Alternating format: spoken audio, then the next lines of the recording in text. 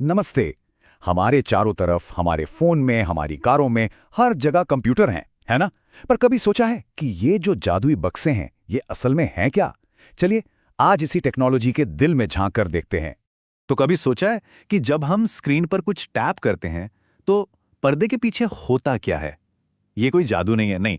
ये एक बहुत ही अहम सिस्टमैटिक प्रोसेस है। चलिए आज इसी के ही समझते हैं।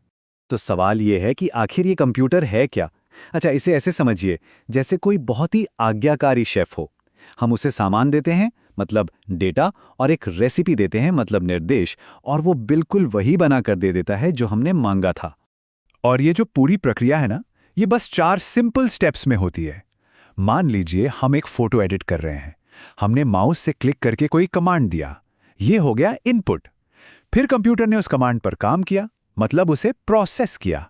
अब जो बदली हुई तस्वीर स्क्रीन पर दिखी, वो है output.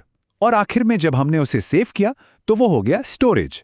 Input, process, output, store. बस हर कंप्यूटर इसी साइकिल पर काम करता है। लेकिन एक बात है, ये मशीनें हमेशा से इतनी छोटी और इतनी पावरफुल नहीं थी। चलिए एक छोटा सा सफर करते हैं और देखते हैं कि कैसे कमरों जितने बड़े बड़े कैलकुलेटर्स हमारी जेब में फिट हो गए। देखिए, कंप्यूटर का जो विकास है ना, वो पीढ़ियों में हुआ है।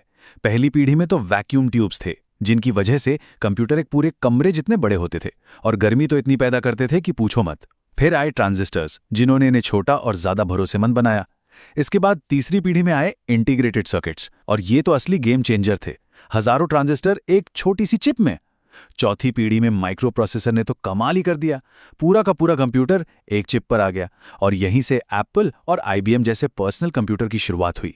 और आज हमें पांचवी पीढ़ी में, जहां एआई यानी आर्टिफिशियल इंटेलिजेंस कंप्यूटरों को सोचने की ताकत दे रहा है। जरा इस टेबल पे नजर डालिए। पहली पीढ़ी के उस भारी भरकम इनियाक से लेकर चौथी पीढ़ी के आईबीएम पीसी तक का सफर कितना अविश्वसनीय है ना? हम उन भारी और अविश्वसनीय मशीनों से चलकर एक ऐसी टेक्नोलॉजी तक पहुंच गए जो सस्ती थी, छोटी थी और हर किसी के लिए थी। अब देखिए, कोई भी कंप्यूटर हो, उसके 2 ही मुख्य हिस्से होते हैं, हार्डवेयर और सॉफ्टवेयर। इसे ऐसे समझिए, हार्डवेयर अगर उसका शरीर है, तो सॉफ्टवेयर उसकी आत्मा है। वो आत्मा जो उस शरीर को बताती है कि उसे करना क्या है। मामला बहुत सिंपल है। हार्डवेयर वो सब कुछ है जिसे हम छू सकते हैं, हमारा कीबोर्ड, स्क्रीन, माउस। और सॉफ्टवेयर वो कोड और वो निर्देश हैं जो इन सभी हिस्सों को बताते हैं कि काम कैसे करना है। एक के बिना दूसरा एकदम बेकार है। तो चलिए अब हार्डवेयर का एक छोटा सा टूर करते हैं। याद है वो इनपुट प्रोसेस आउटपुट वाली साइकिल? अब हम ये देखेंगे कि आखिर कौन से हिस्से ये काम असल में करते हैं। शुरुआत करते हैं इनपुट डिवाइस से। ये हमारे और कंप्यूटर के बीच एक पुल की तरह होते हैं। इन्हीं के जरिए हम अपनी बात, अपने कमांड्स कंप्यूटर तक पहुंचा पाते हैं। सबसे आम उदाहरण, हमारा कीबोर्ड और माउस। एक से हम टाइप करते हैं और दूसरे से स्क्रीन पर पॉइंट करके क्लिक करते हैं। देखा जाए तो ये हमारी उंगलियों के एक्शन को डिजिटल दुनिया में ले जाते हैं। अच्छा, जब कंप्यूटर डेटा को प्रोसेस कर लेता है तो उसे हमें नतीजा भी तो दिखाना होता है, राइट? बस यहीं पर आउटपुट डिवाइस काम आते हैं। जैसे कि हमारा मॉनिटर जो हमें फौरन विजुअल रिजल्ट दिखाता है, और दूसरी तरफ है प्रिंटर जो उसी डिजिटल जानकारी को कागज पर उतार देता है, जिसे हम हार्ड कॉपी भी कहते हैं। अब बात करते हैं कंप्यूटर के दिमाग की, सीपीयू यानी सेंट्रल प्रोसेसिंग यूनिट। इसके भी 2 हिस्से हैं।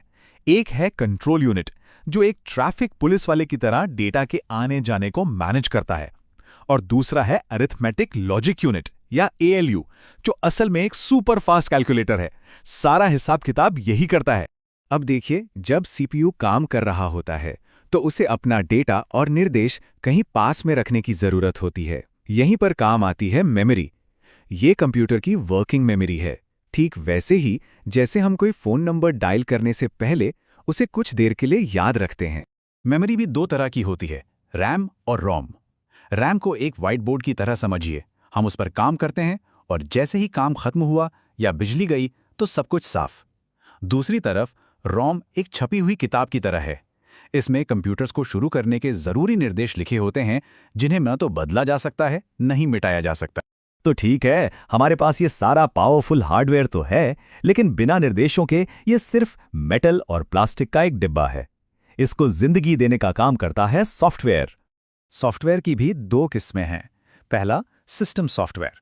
ये एक स्टेज मैनेजर की तरह है जो पर्दे के पीछे रहकर सब कुछ संभालता है, जैसे हमारा ऑपरेटिंग सिस्टम। और दूसरा है एप्लीकेशन सॉफ्टवेयर। ये वो कलाकार हैं जो स्टेज पर आकर अपना खास काम करते हैं, जैसे हमारा वेब ब्राउज़र या कोई गेम। अगर उदाहरण देखें तो विंडोज़ या लिनक्स ये हमारे स्टेज मैनेजर यानी सिस्टम सॉफ्टवेयर हैं, और MS ऑफिस, गेम्स या फोटोशॉप ये सब कलाकार यानी एप्लीकेशन सॉफ्टवेयर हैं जिनका इस्तेमाल हम और आप अपना काम करने के लिए करते हैं।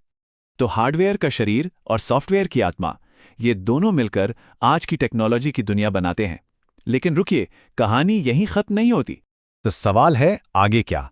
भविष्य की दिशा एक बहुत ही रोमांचक विचार में छिपी है, और वो ये है, 5वीं पीढ़ी का कंप्यूटर सोचने और निर्णय लेने में सक्षम होगा। जरा एक पल के लिए इस बात की गहराई को सोचिए। ऐसी मशीनें जो सिर्फ हिसाब किताब नहीं करती बल्कि सोचती हैं, जो सिर्फ हमारे निर्देश नहीं मानती बल्कि खुद निर्णय लेती हैं। सोचिए, ये हमारी दुनिया को कैसे और कितना बदल देगा। ये आज का शायद सबसे बड़ा सवाल है। इस पर सोचने के लिए बहुत कुछ है ना?